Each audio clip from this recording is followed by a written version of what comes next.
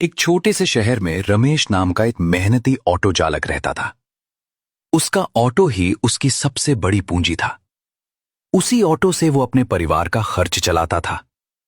उसकी पत्नी शांति और दो छोटे बच्चे उसी की कमाई पर निर्भर थे। एक दिन सुबह सुबह रमेश की अचानक आंख खुली। घड़ी देखी तो उसे याद आया कि उसे एक सवारी को स्टेशन छोड़ने का वादा किया था। अगर वो देर कर देता तो सवारी की ट्रेन छूट सकती थी। रमेश तुरंत बिस्तर से उठा और सबसे पहले अपने ऑटो की साफ सफाई करने लगा। उसने ऑटो के शीशे चमकाए, सीटों की धूल झाड़ी और पूरे ऑटो को अच्छी तरह साफ किया।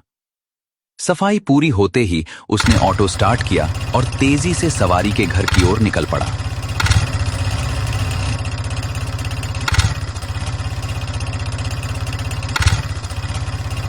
रास्ते में वो यही सोच रहा था कि कहीं ज्यादा देर न हो जाए।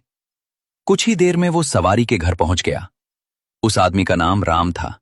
रमेश को देखते ही राम बोला, अरे भाई रमेश, इतनी देर क्यों लगा दी? थोड़ा और देर हो जाती तो मेरी ट्रेन छूट जाती। रमेश मुस्कुराते हुए बोला, भाई सुबह जल्दी तो उठ गया था, लेकिन ऑटो की साफ सफाई करने में थोड़ा समय लग गया। राम बोला, चलो कोई बात नहीं, अब जल्दी स्टेशन चलो। राम पीछे वाली सीट पर बैठ गया और रमेश ने ऑटो स्टेशन की ओर दौड़ा दिया।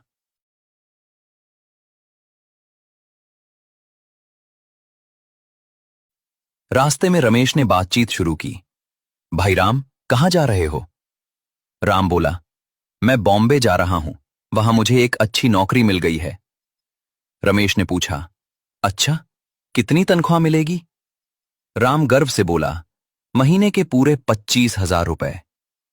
रमेश हल्की मुस्कान के साथ बोला, भाई इतनी कमाई तो मैं कभी कभी ऑटो चलाकर भी कर लेता हूं। दोनों हंस पड़े और बात करते करते स्टेशन पहुंच गए। राम ऑटो से उतरा और बोला, भाई कितने पैसे हुए? रमेश ने जवाब दिया, भाई 300 रुपए। राम ने तुरंत अपनी जेब से 300 रुपए निकाले और रमेश को देते हुए बोला, धन्यवाद भाई, अगर तुम समय पर नहीं पहुंचते तो मेरी ट्रेन छूट जाती। इतना कहकर राम स्टेशन के अंदर चला गया। रमेश भी नई सवारी की तलाश में निकल पड़ा। वो पूरे शहर में घूमता रहा, लेकिन उस दिन उसकी किस्मत साथ नहीं दे रही थी। घंटों इंतजार करने के बाद भी उसे एक भी सवारी नहीं मिली।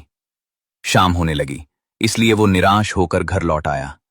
घर पहुंचते ही उसकी पत्नी शांति ने दरवाजा खोला और मुस्कुराते हुए पूछा, आज कितना कमाए?